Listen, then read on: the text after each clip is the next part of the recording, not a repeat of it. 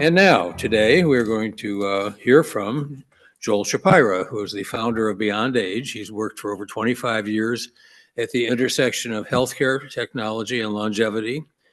He's been in various sales, business development, and strategy roles. He has helped both early stage and publicly traded companies such as McAfee One, and Citrix with customer acquisition and business growth development. So without further, please welcome Joel Shapira.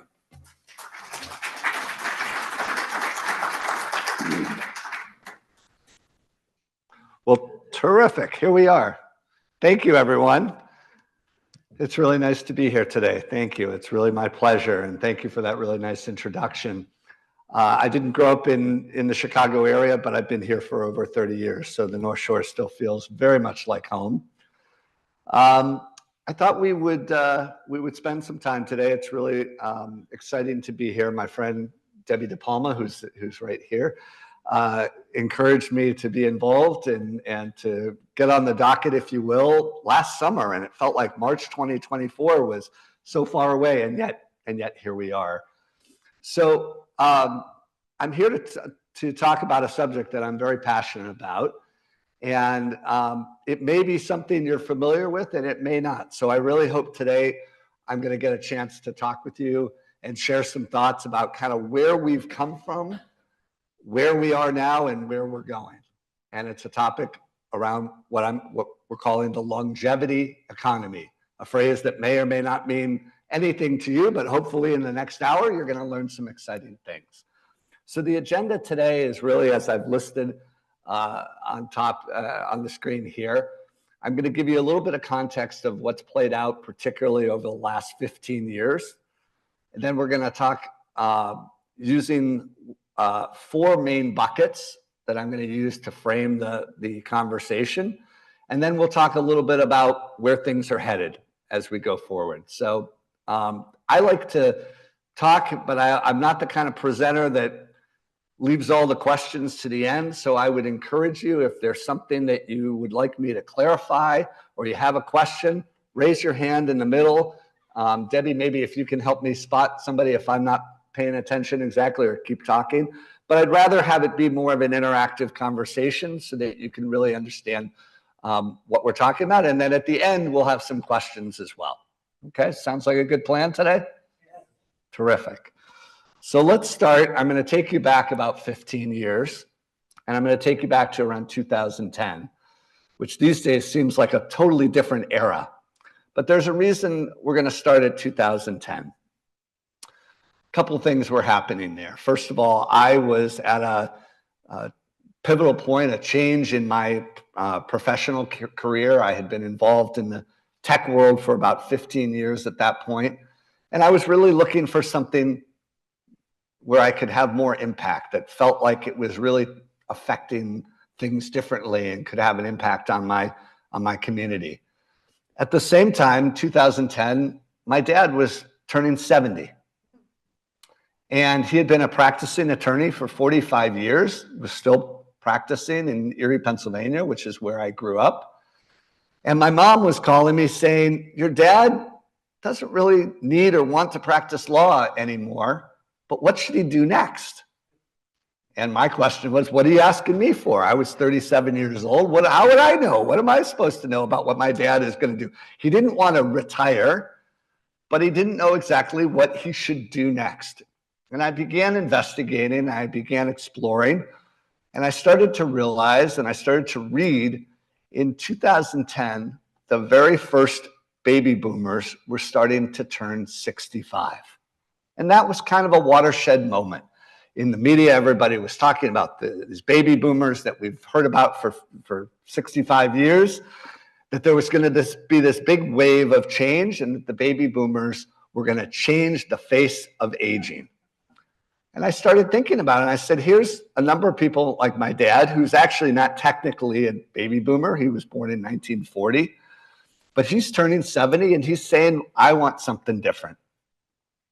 And I began thinking about trends, and I began thinking about opportunities, and I got really, really excited about the number of people who were entering this new world of aging, and were going to require different things than what their parents and grandparents had wanted or needed as they aged.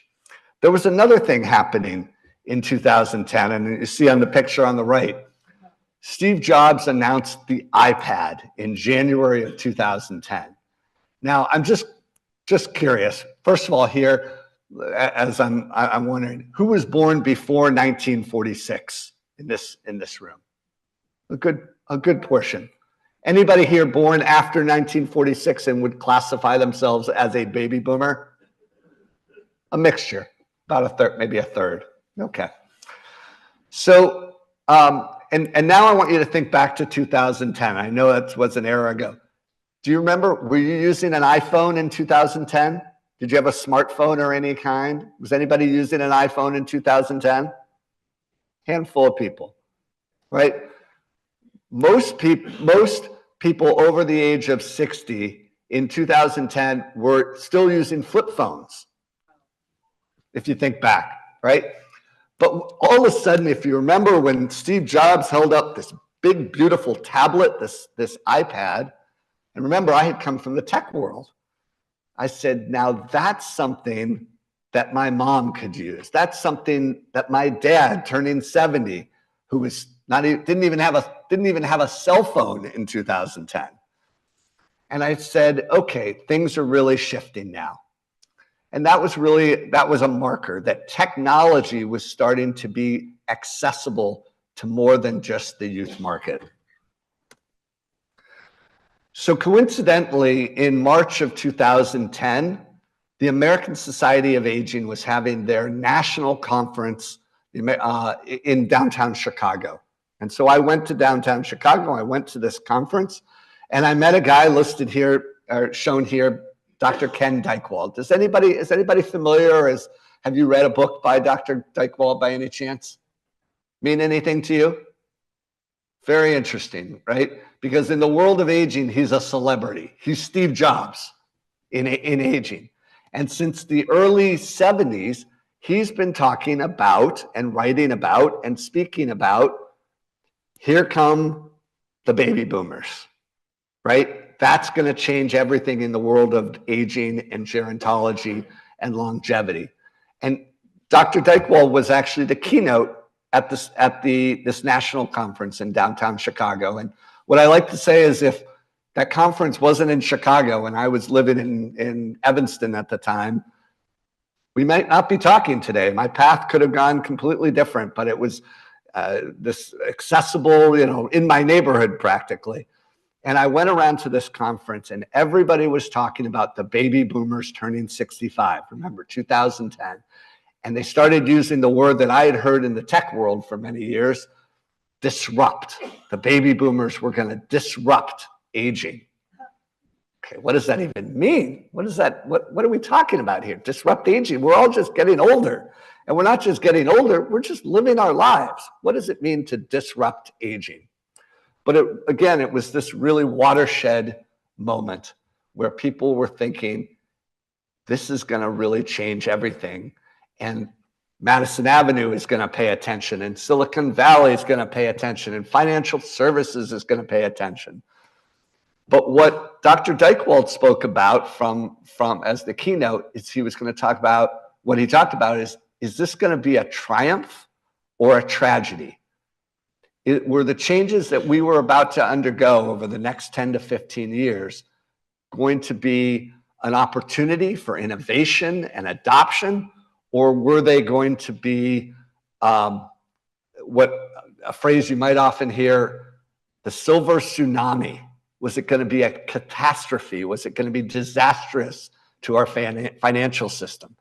And Dr. Dykewald asked the question, who were going to be the leaders of this new change? And here I was just a couple weeks into this, and I'm sitting in the back of the 5,000 people at this conference, and I'm thinking to myself, this is an opportunity. I'm at the front of a major change, and look at me. I want to be a change agent. I want to be a leader in this. And 15 years later, I'm still working at it. But part of presenting today is part of that process. What Dr. Dykewald and many were talking about here, and as they started shifting from talking about aging to longevity, is that they said we're at a fundamental shift. Our economy, our institutions, our programs and services were all designed for a different paradigm. They were really designed where, if you think about it, we all followed a very similar blueprint until very recently. You grew up in your neighborhood, you went to school, you went to college, you got married, you had a family, you had your professional career, maybe eventually you have grandkids, you retire, you go on a cruise, you play a little golf, you move to a nursing home, and then you die. That was the path. That was the plan. And oh, by the way, when are you dying? You'd probably dying around 75 or 80. Certainly there were people who lived longer and were anomalies that lived into their 90s or 100s, but from a general path, most people, that was the blueprint they were following. Except we started developing things like antibiotics and stents and heart pills and all these different things, and suddenly people were living longer. They were living better. They were living more healthfully. Diets changed, exercise, all these things that happened in the 50s, 60s, 70s, 80s, and 90s were starting to bear fruit, if you will. People were living longer, except we had this big wave of people that were born between 1946 and 1965.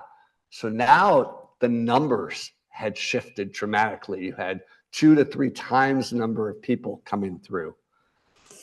And what our society had basically done for aging, again, followed a very similar blueprint. It was, once you retire, it was, thank you very much for your service. Now get out of the way. Get out of the way of the workplace. Make room for young people to take your jobs. Get out of the way in society. Move to senior living that's over here, that's essentially segregated housing. It was go play, go have fun, you've earned it. But what many people were saying, including my father, again, by this point he's 70s, going through his 70s, he kept working. He would say to me, I don't want to retire. I like being in the game. And what we found is many more people wanted to continue working. They wanted to stay engaged. Places like the North Shore Senior Center became hubs for people to come together and build community and practice lifelong learning and stay engaged. And these types of programs, unfortunately, are still anomalies in most of our society. But it's an indication of what was in preparation for this wave of people who were now in their 60s and entering their 70s, the baby boomers. Now, I want to just highlight for a moment that this isn't just happening in the US, this is a global phenomenon. And there are countries, China, Japan, mainly in Asia, Singapore, Italy and Europe and others, that are actually further ahead. They're down the path where they have many more older adults than they've ever had before. And they're recognizing that their world, their society has shifted.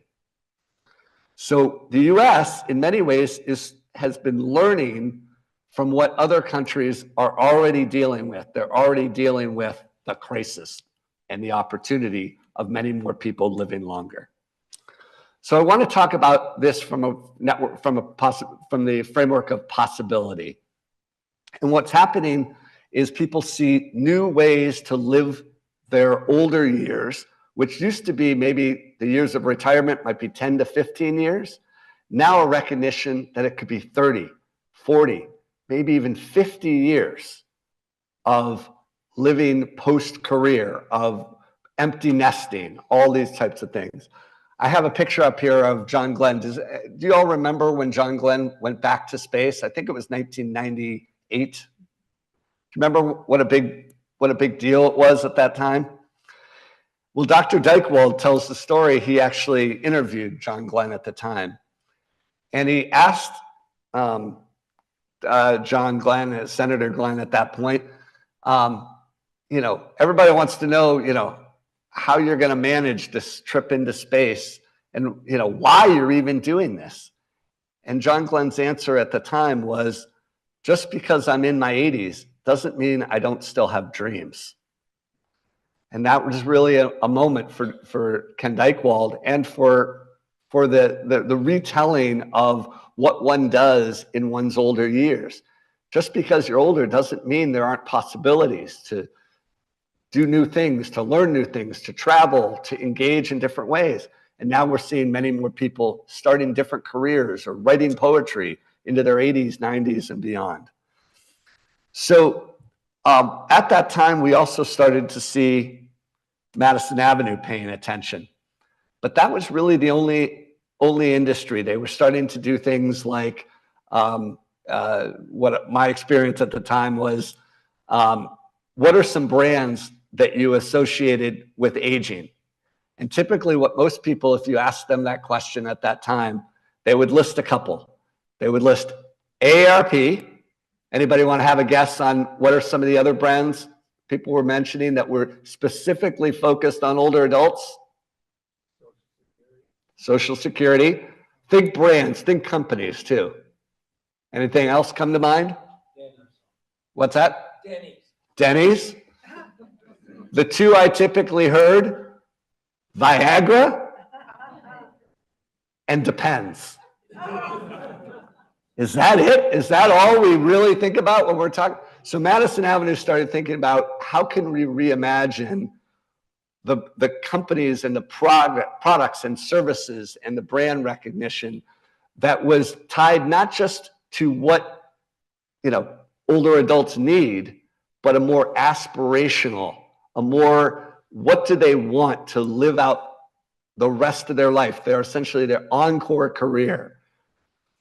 And we're still seeing that shift happening, but we all know that the advertising market for the last 70 years has been primarily focused on the 18 to 35 age range. We've seen some shifts over the last couple of years, but we're going to talk about that as it relates to that was the first signal that we're in a different economy. I want to show this this graph for a second. On the left, this was 1980. It's a little bit small, but this is the age distribution in 1980. And we often refer to it as a pyramid, right? You had a lot of young people, and then you have the bubbles on the left and right. That's men and women is how it's split out. And you see these different, essentially the phrase was a pig in the python, moving through at different age ranges. So in 1980, the baby boomers were in their 30s and 40s. But you have, at the top, the people in their 60s, 70s, and 80s and 90s, it comes to a peak. And if you think about our Social Security system and most of the programs that we have set up, it's designed for a lot of people in their 20s, 30s, and 40s to pay for the services of retirement. So you have a lot of people in their 30s, 40s, and 50s paying for a fewer number at the top of the pyramid. Now look at the graph on the right. This is where we're going. It's more of a flat. It's not a pyramid. It's more of a rectangle. You have the fastest growing demographic being the 85 plus market. So the reason that is significant, not just because there's more older adults, and that is significant in and of itself, but the point I want to highlight is our system was designed not for that type of model, where you have equal or more people in the older age range as opposed to the younger age range.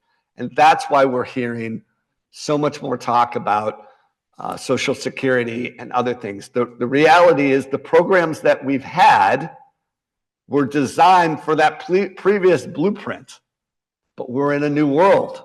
We have to design new programs and new services for where we're headed. And that's where we're going. That's what we'll spend the rest of the time talking about today. Any questions about this graph while I'm at this point? Or the point pretty clear? Has anybody seen a graph like this previously? No. Have you heard the phrase the pig and the python before? Okay. I'll let you do the visual. You can think about it, what it means here. Okay.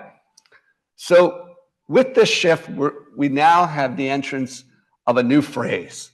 Instead of talking about aging, we start, and this is really in about the 2012, 2013 range, we start hearing about this word longevity. And it's kind of a reframing of a concept that we're all familiar with. What does it mean to age? What does it mean to experience longevity? And we'll talk a little bit more about what that means over the next half hour. But the point I want to make, as it relates to this phrase longevity economy, is really a component of convergence. It's really all about the intersection of demographics, which you saw on the previous slide, consumers doing and wanting and needing things differently, and now let's throw in a splash of technology. What does technology do to amplify or enable or make things more possible than were ever possible in the past? And that's part of what we're talking about when we talk about the longevity economy. It's the coming together of economic opportunity, which is always a function of numbers, right? If you think back in the 1940s, in 1946, as more and more people started to have more children coming out of the war, what did you have? You had the growth of suburbs. You had the building of freeways, but it was more than just that. You had Gerber foods, Gerber baby foods. You had an explosion of books and things geared for children. So just like we had a baby boomer economy, we now have to think in terms of a longevity economy. Okay, so that starts to at least paint a picture of this phrasing. And what we're really referring to is this emerging ecosystem of companies, both for-profit and not-for-profit, that are geared for these shifts in demographics.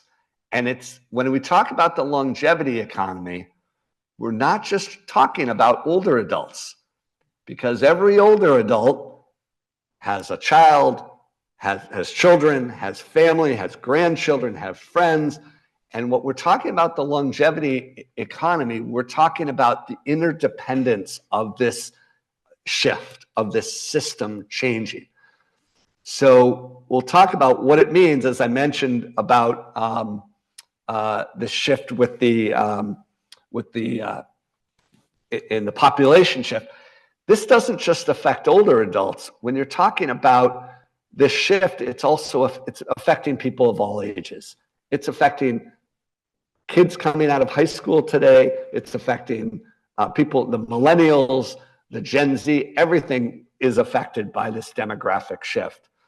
And now that I'm 15 years into this process, I can't see anything, any topic, whether it's a presidential election or a new technology that gets released like an Apple iPhone, without seeing it through the lens of what does it mean not only for older adults, but for all different generations.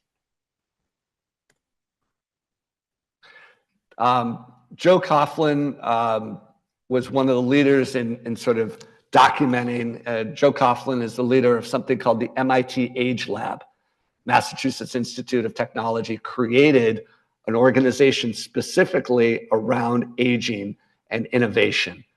And what we started to see over the last 10 years then is people started to throw numbers around. And I put up this number just so you can have a frame of reference, but frankly, this is a number that is almost meaningless, right?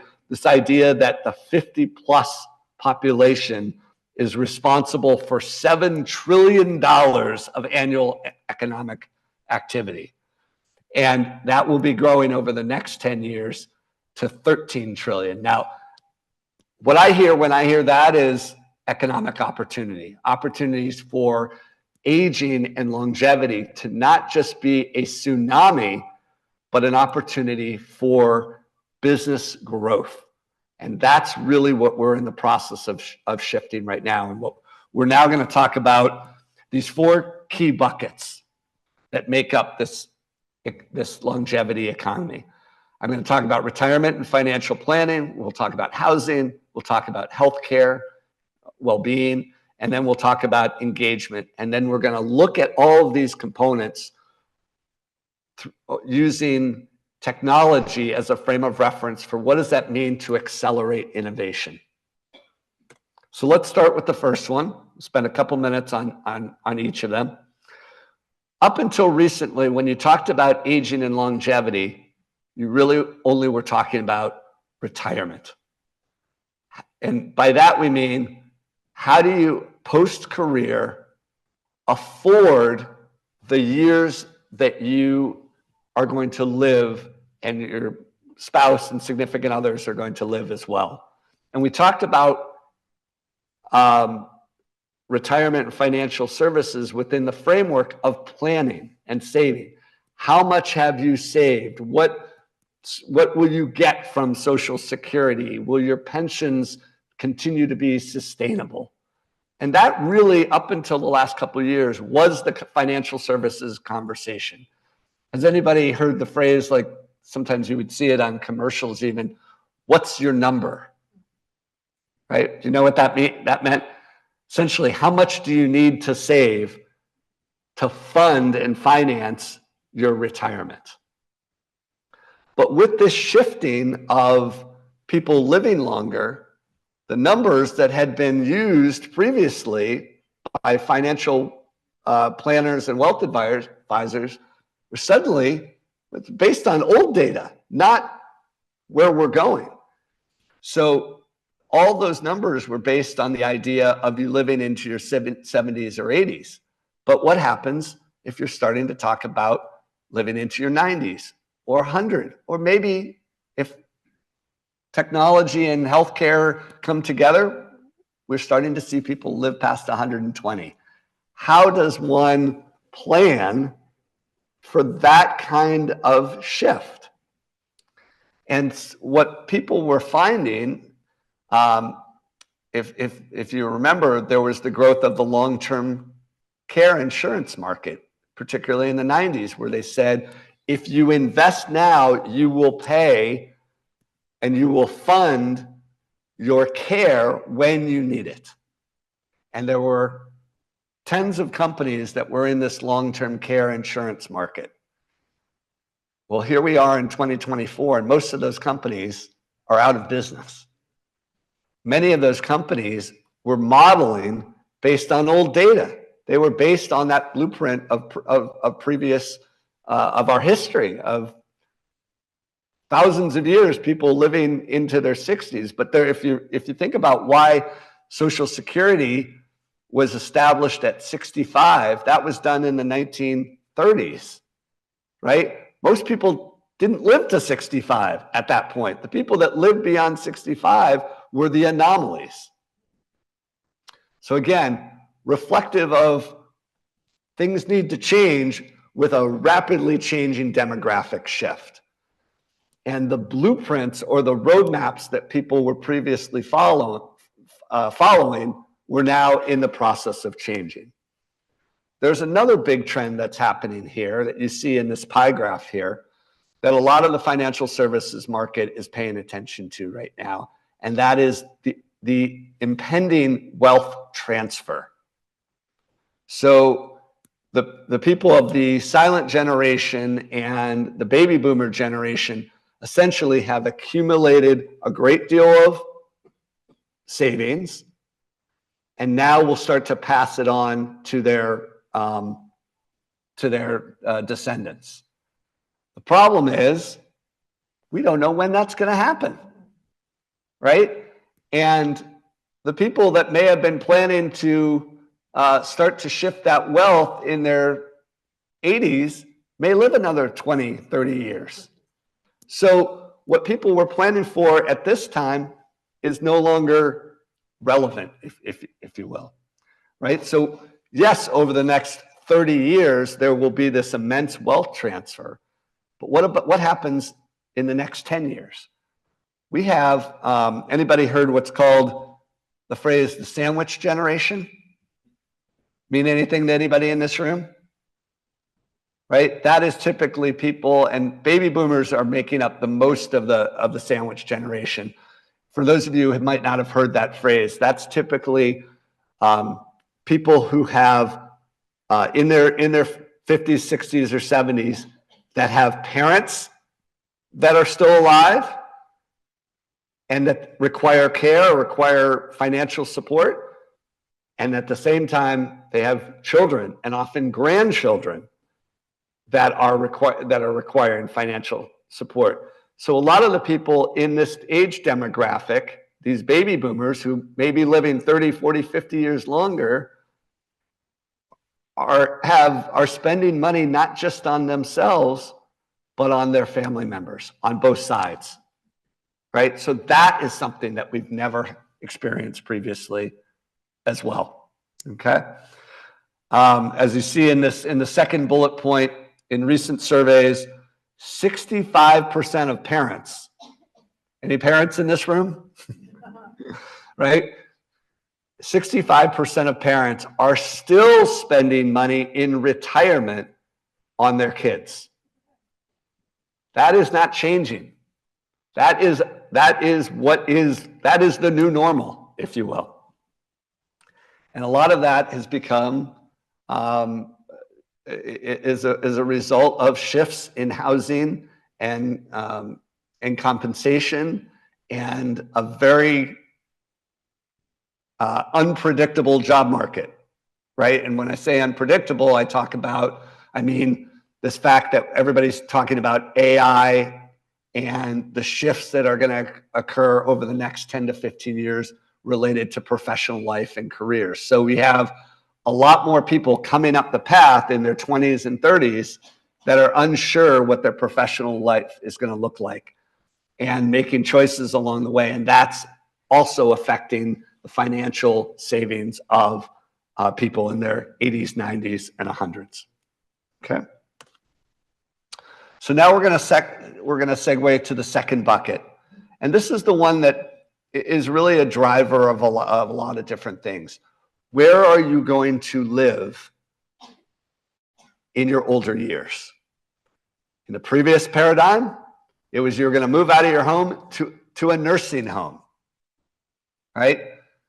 Now, over the last 20, 30 years, we have the rise of what's called CCRCs, continuing care retirement communities, and the new phrasing along the lines of life plan communities.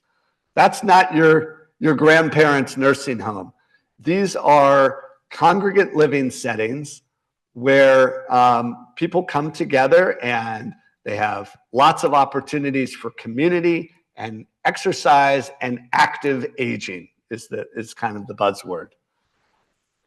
So we've seen, this is a multi-hundred-billion-dollar industry of the building of these life plan communities. Many of you probably see them right here on the North Shore, for those of you familiar with like the V or Mather or some of the others that dot the landscape. There's going to be more being built. Here's the challenge though. Remember, it's all about the numbers. And in the longevity economy, we can't build fast enough or affordable enough to meet the needs of so many more people living into their 70s or 80s and 90s. And even if we could build, we don't have the workforce to support these congregate living settings. So something is shifting there as we speak right now. And what we find with these older adult life plan communities is it still only makes up less than 10% of the older adult population. So there's 90+% of the market that either doesn't want to move out of their home into these congregant living, these life plan communities, can't afford it, don't want it, don't need it. So what we have is the biggest solution is only fitting the needs of less than 10% of the market. So we're seeing a couple different trends happening. More of an emphasis on, as you see in the picture here, this is not what people have envisioned, particularly the baby boomer population. They don't want to move into segregated congregate living settings. They want multi-generational living accommodations. They want to be near and where their grandkids and kids are. So what we're starting to see is a shift towards new kinds of congregate living settings.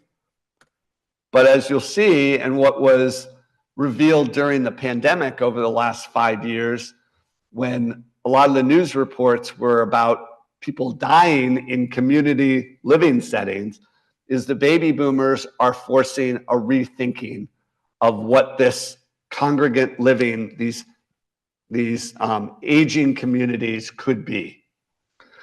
And one of the big shifts that's happening now is moving from a care facility to a wellness type program. So people don't want to just move when they need care.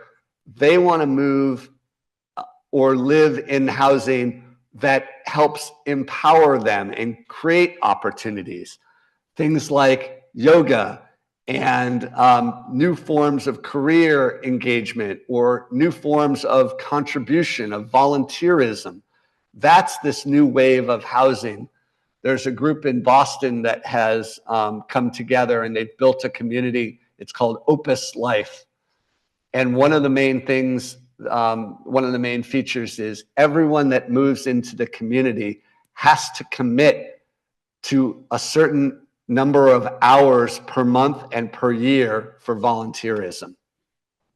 So it's not just about moving in to receive care. It becomes a platform for where to live, to not only continue to contribute, but to engage with other parts of society. Any questions on that while we take a pause? And lastly, in this bucket, I'll refer to a phrase called aging in place. Has anybody heard that phrase before? That's the other 90% of the market.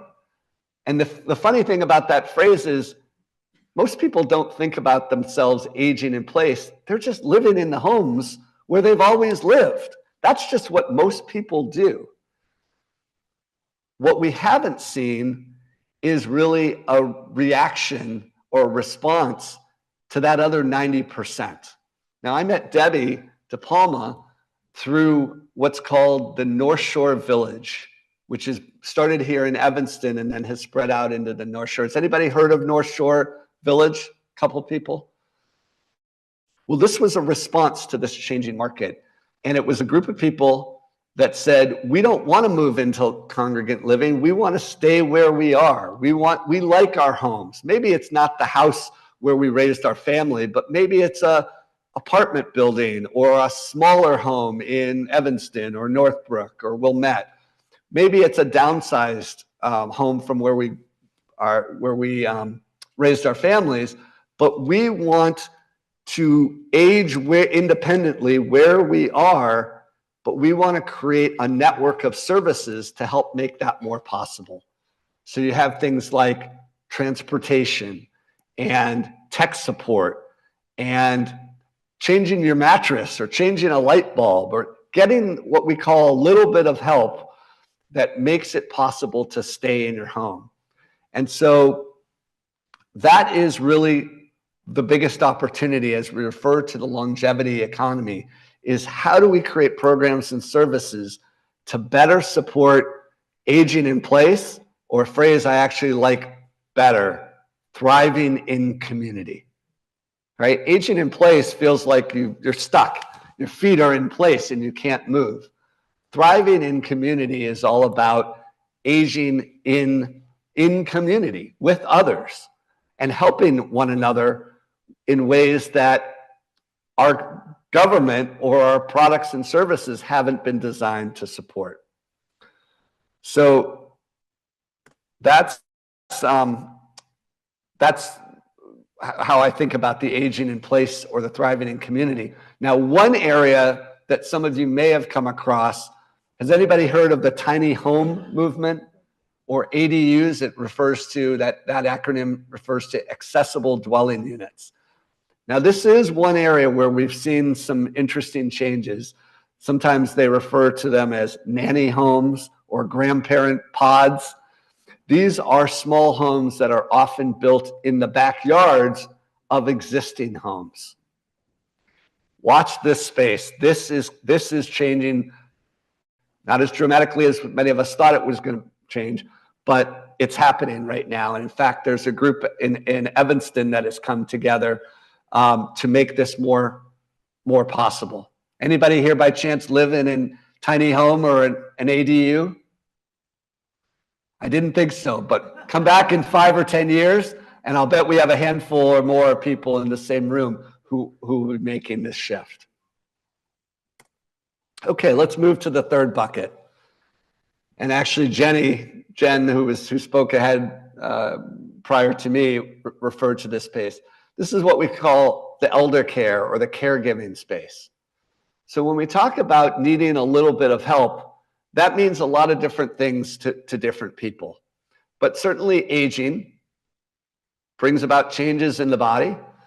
It leads to things where people need access to support. Maybe it's just a little bit of help. Maybe it's just a ride here and there. Maybe it's just help turning a mattress or changing a light bulb that is no longer reachable.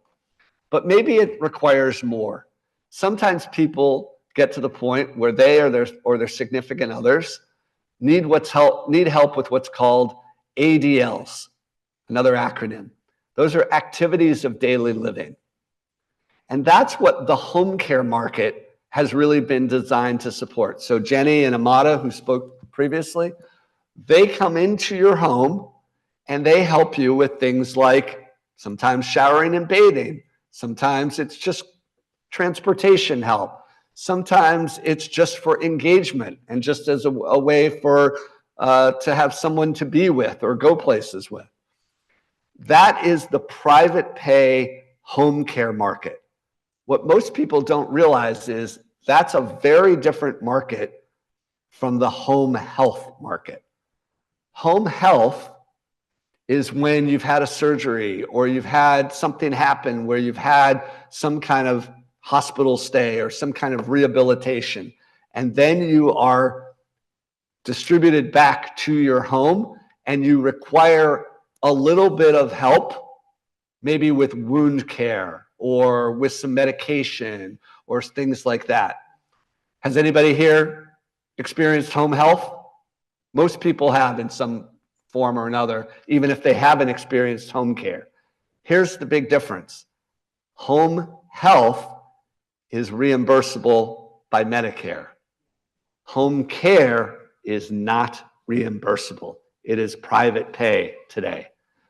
Now, in the last couple of years, we have started to see some things with Medicare Advantage plans, and it's one of those watch this space where some of the home care components will be paid for by Medicare, but not much. And most people really don't understand this. I actually previously ran a home care company, and one of the biggest challenges that I ran into is when people would go to hire my caregivers, they would expect that it was reimbursable from Medicare. And it was a surprise to them. And in many cases, most people didn't have long-term care insurance that could cover some of the home care costs. But that's part of what is shifting right now. This idea of if we have many more people wanting to stay in their home and needing to stay in the home, then we as a society need to figure out how to make some of this care reimbursable. Here's the other challenge to this. Home care requires people coming into your homes. The home care company that I ran for several years, what I used to say is I had people working for me who were angels on earth. And if you were fortunate enough to have some of these caregivers come work with you, some of those professional caregivers, they would have, I used to joke, it felt like they would work for free. They were in the care business. They wanted to help people. The problem was I had many more people requiring and needing that type of care, and I couldn't find those angels. I couldn't find enough of them.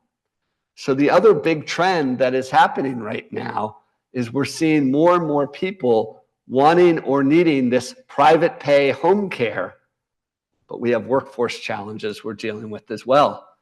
And we need to figure out ways to create not only more caregivers, but high quality professional caregivers.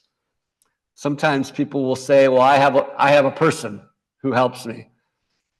What I would tell you is if you're lucky enough to find those people, treat them like gold, because there is way too much demand for them right now. And we will need to find new methods. What I used to, my other joke, and it was only half funny, is when I was running the home care business, is I had a manufacturing problem because my product were people, were these angels, these professional caregivers. And the problem is I couldn't manufacture them. I couldn't create them fast enough. Now we talk about this workforce as it relates to training, but it's more than just training, because one of the challenges I ran into is the people that I was trying to hire had other opportunities that were not available to them in the past. They could go work at an Amazon warehouse, and that created better job opportunities, job prospects for them. So we need to really shift the way we treat elder care and this home care market.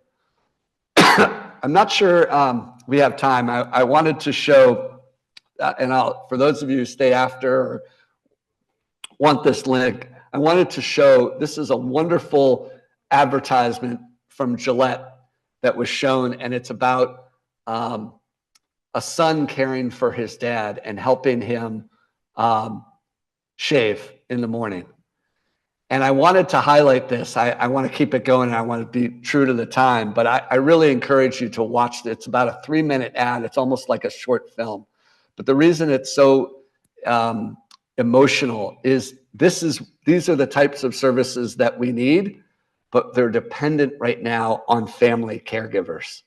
Most people right now, in terms of the caregiving market, we have an undue burden on sons and daughters and grandchildren providing these caregiver services, and it is affecting everything. It is affecting the workplace. It is affecting their own ability to afford different things.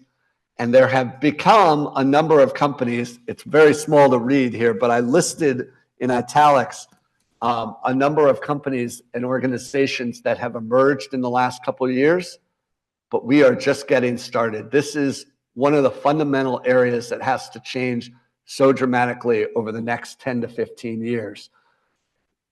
We have to create a better caregiving system for people who want to stay in their homes longer. And with that, I'm going to talk about livable communities.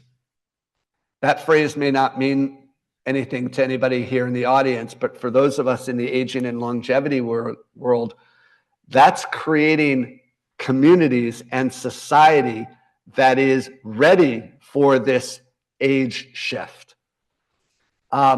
Has anybody in this room heard about the age-friendly movement? Does that mean anything to anybody here? Debbie, I'm not surprised. So age-friendly was something that the World Health Organization came up with about 15, 20 years ago in preparation for this demographic shift. And this was a challenge, if you will, to the local governments of cities and municipalities to essentially make their communities age-friendly. Now, often that meant things like building senior centers. That means things like making traffic lights and sidewalks and parks more accessible to more older adults. That's like one stage of age friendliness.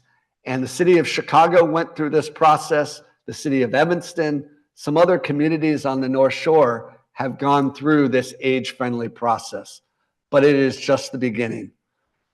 We need to move from age-friendly to longevity-ready. And in my last couple minutes, I'm going to talk about what that really means. But at its core, it's at the spirit of that village network, that North Shore village that I referred to previously. At its core, it's about neighbors helping neighbors. It's about us all mobilizing to address the needs of these shifting demographics. One thing that is happening currently that has gotten some attention recently is something called the blue zones. Does that mean anything to anybody here? Blue zones? The only reason I thought it might trigger something here is it was a big documentary on Netflix over the last year that got a lot of attention. Blue zones are the result of some research that happened over the last 20 years into the communities where the most centenarians were living.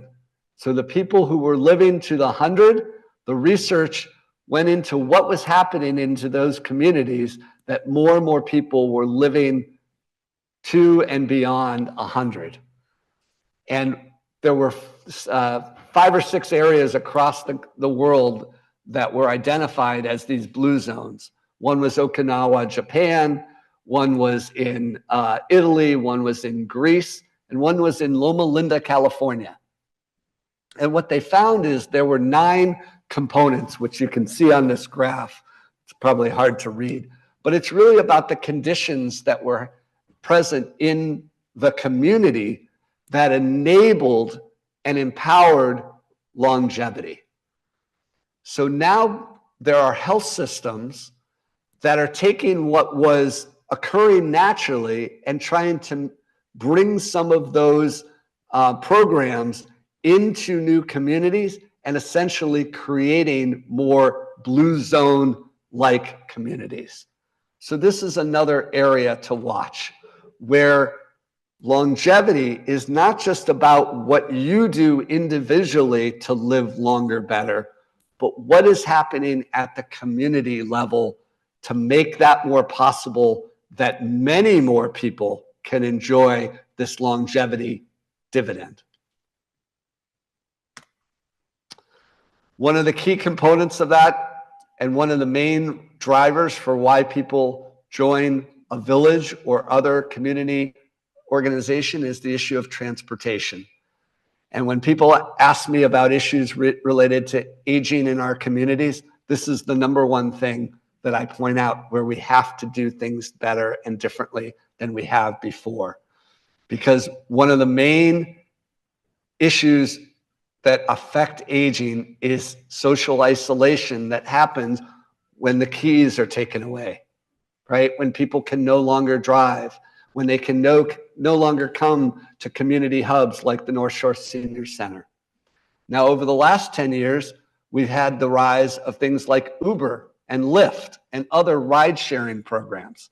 And that is a start. Getting people the ability to get out of the house and get to other places is critical importance, particularly as people are living longer, need to get to doctor's appointments, need to go visit their grandkids, need to go to the grocery store, whatever it is, those activities of daily living. So the other area that I want to point out to that will provide a lens for dramatic change over the next 10 years is the rise of autonomous cars. Because when we talk about Uber and Lyft, essentially what we saw was a tactical shift. really isn't anything that different between Uber and Lyft and what we've had for years, what we've all known, which is taking a taxi somewhere, right? Yes, you can order it from your phone, and yes, you can see where you are, and there's all sorts of things that make it a little bit more fun and engaging. But it really was just an incremental innovation. What we need is a dramatic transformation in how we address transportation. And autonomous driving could provide that shift, right? Because suddenly a car can show up at your driveway, show up at your home, whether it's an apartment, and take you places. You're not dependent on a driver. You're not dependent on a loved one. So again, this is an area where I encourage you to sort of watch this space and what this means. When we hear about autonomous driving, this is about the longevity economy. And one of the main drivers of autonomous driving vehicles will not just be the youth, it will be what it means for older adults. Okay, so now let's talk about where we are. We need about a couple more minutes, and just I'm paying attention to time. It's almost 11:30. Need about 5 minutes more, but I encourage you all to stay longer, and if there's any other questions at the end. Let's talk about where we are. There's three main areas that I wanted to talk about as I wrap up. That is the rise of age tech, that is the rise of solo aging, and that is the issue of longevity literacy. So we're going to talk about that real quickly.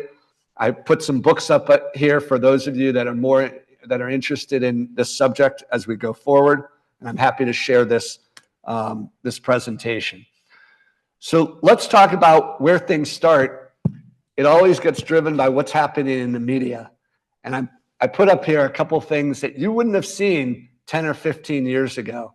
And that's TV shows and films that were focused on older adults and older adult stars, culminating over the last year in something called The Golden Bachelor.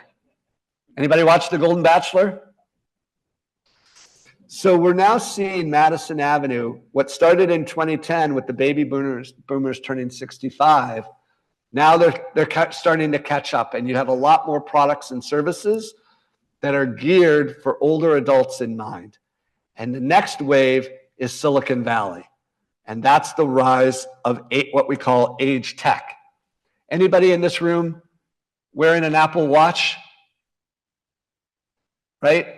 That Apple Watch was not designed for older adults, but it is one of the best forms, just like the iPad 15 years ago. It is one of the fastest growing technologies to be adopted by people over the age of 65. We're going to see a lot more of these types of technologies that are not just wearables on your wrist, that are a far cry from the pendants that people used to wear. That's the old, I've fallen and I can't get up.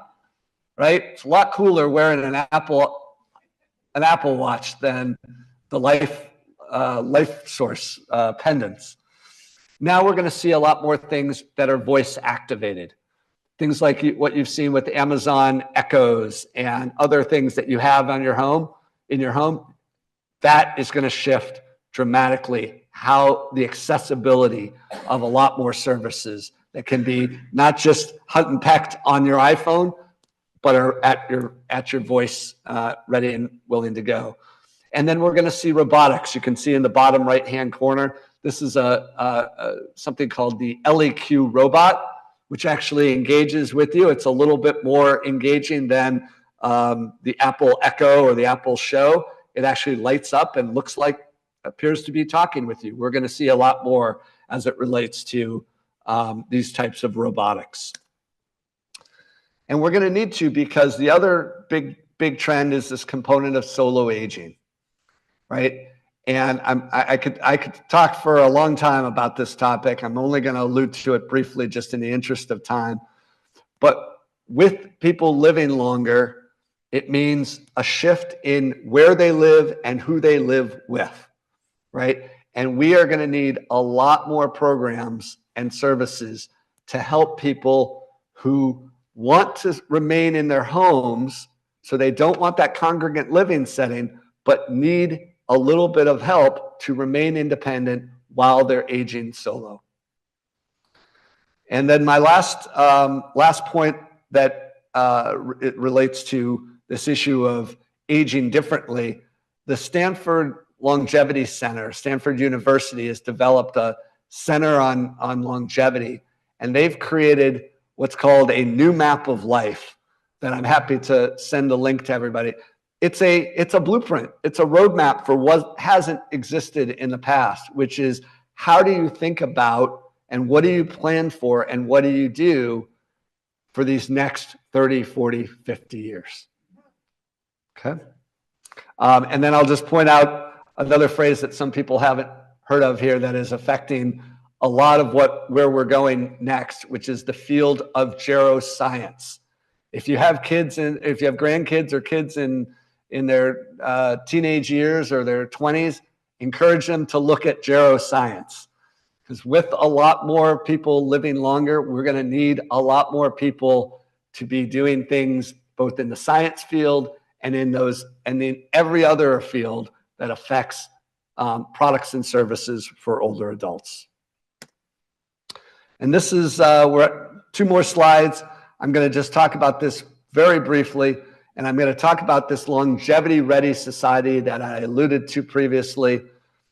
I think it's akin to both the 1880s and the 1940s, when we as a country built out infrastructure to support this change. In the 1850s to 1880s, we laid down railroad tracks. We created opportunities for things to move from the eastern part of the U.S. to the Great Plains, the western component of the U.S. In the 1940s, as people were migrating to the suburbs, and we had things like Levittown and Skokie and Highland Park develop, we built freeways. We need to take a similar mindset as we think about this changing economy. We need to build pathways for this new economy, and we need to think about it in terms of longevity infrastructure. And when we talk about infrastructure, what we've seen now is we can't have longevity just be an exclusive component. We need to create opportunities for people at all levels of society, both socioeconomic and racial components, having the opportunity to live longer better. And that's really where we are today. So I'll leave you with where we go from here the next 15 years. Because remember, I started in 2010. We're at almost 2025, and 15 years from now, we're going to be at that point that you saw in the graph that I showed at the beginning. So we have a lot of work to do. And the work that's happened in the first 15 years of this 30-year cycle is not as much as we need to do over the next 15 years. So what I'm talking about today is increasing our own longevity literacy. And what that means is understanding what's happening, how these trends affect you, how they affect your kids, your grandkids, your great-grandkids that may not even be born yet. This is a topic that affects everybody. And so what I'll leave you with today as we move into questions is this is really a subject, just like climate change, that we can mobilize around, that we can activate around, and that we can unleash the power of a lot more people caring about this topic, about being aware of the implications of this topic, and working with local resources, regional resources, national resources, and even international resources. The longevity economy is really affecting everyone globally, and we need to shift towards that type of mindset. So with that, let me pause. Thank you very much for your time and for your attention. It's been my pleasure. I will be happy to stick around for questions, and I'm happy to share this presentation with anybody that would want access to it. Joel, that's wonderful. You had a very valuable presentation. We had over 30 on Zoom, and we had a good group here, and everyone hung in there because even though we started you late, unfortunately, but you held to the time. I just want to tell the group that were taking pictures and those on Zoom that asked this question, this program is recorded. in about a week or maybe a little longer than that, Glenview will transfer it into something that will be given back to us and put on our website. So anyone that wants to share this program, and I definitely will, and I'm going to sit down with the kids and we should watch it together, because one of the points you made, it isn't just for someone born in 1940 like your dad and I, but for you and I to have that conversation together. Questions from the auditorium first. Ma'am. Okay, I was hoping that the immigrants that are all coming over are going to be wonderful caregivers. So was I when I was running a home care company. And that's one of the big shifts that's occurred over the last 15 years. Yeah, we had continuing waves of different groups. I had someone in the field that used to say they would watch CNN, and wherever there was turmoil in the world, they knew that was the next wave of the people they could hire because they were going to be coming to the U.S. That's not happening like it used to. So when we look at issues of immigration, again, as I said earlier, I look at everything through the lens of what does it mean for aging and longevity. We have to look at the issue of immigration through the lens of caregiving. And that is a topic that doesn't get a lot of attention on CNN or MSNBC or Fox yet. Right. But thank you for bringing I'm that going to up. ask Jill. Jill, is there anything on Zoom? Because if not, I'm going to just ask you a question that I don't see any other hands up. I don't see any other hands up. Okay, there I do. I see another hand up. Okay. The caregivers, you say that, are they not getting paid enough, the new immigrants? Is that the problem? No, the challenge today is they're not getting here. They're not getting here like they used to. So we don't have as many. So for example, we used to have, in fact, they used to refer to them, so there was a Filipino network, if you will, of caregivers that were trained nurses in the Philippines. They came here, they were highly skilled and they were highly sought after. We need more of that kind of skilled workforce that is coming and willing to be trained, and they're just not coming. And even if they are, so what you asked, are they not being paid enough? Yes, that's a challenge as well, because they have other options. They can work at an Amazon warehouse. They can drive an Uber. They can do other things that they may not want to get into the professional caregiving world. So we have to find new ways to encourage. I think, I've worked on something that I hope is going to have more potential, but we need to create a program for high school and college students that is akin to the Teach for America program, where we have opportunities for kids coming up through the ranks to work in caregiving and perhaps get tuition reimbursement as a result of their service back to their community. That's an area of innovation that we need, that type of shift, because we need 20s and 30-year-olds in the caregiving business, and that doesn't happen very often. All right, last question. Yes. And I'm trying not to make this political, but I'm doing my best to do that. You're raising awareness with the core group here. You're raising awareness with your peers, my children's age. How is the awareness going to be risen in the political arena so that our government, our systems are supportive of this? And I guess I'm thinking of the Eisenhower years, the Eisenhower leadership that led to the roads that we now have. That was a vision. Yeah. But the vision today, there is a lack of civility and camaraderie and of let's get together to solve the issue, as opposed to I've got the answer and you're going to, we want to just trash you on both sides. So I'm trying to say, how do we get to the point where our government could be assisting in this? I would answer that in this way. I think we have gotten to the point in our political dialogue on every topic that comes from a scarcity mindset. It's if you either have, what you have takes away from everyone else. I'm right, you're wrong. I'm right, you're wrong. I get, you don't get. but at least I've got my piece. It's not together. Right? And what's different about and what's possible when we talk about issues related to longevity, it typically gets framed in a scarcity type framework, right? Social Security gets presented as we're going to run out of money, or it's a catastrophe for the youth, or whatever.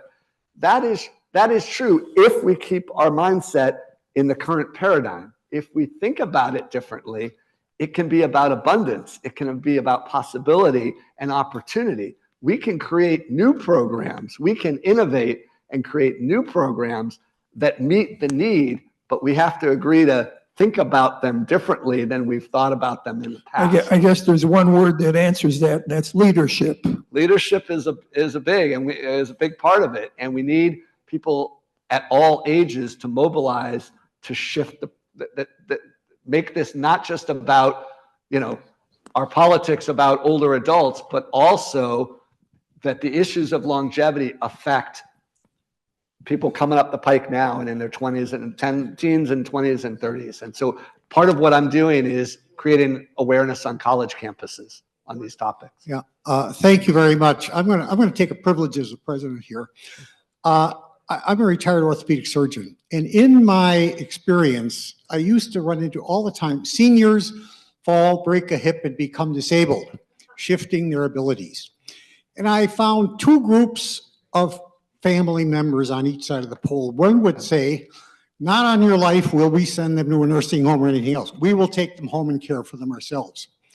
The other group is, not my problem, you take care of it.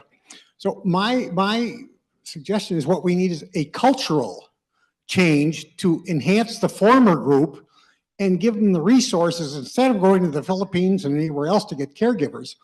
Do it home. Give the resources to the family themselves to care for the elderly, instead of just farming it out to somebody else to let everybody else do it. Absolutely. Thank you very much for your Absolutely. Do you want me to comment on it, or do we have another question? To finish up. Because they have to fix the computer for the next program. Yes, quickly.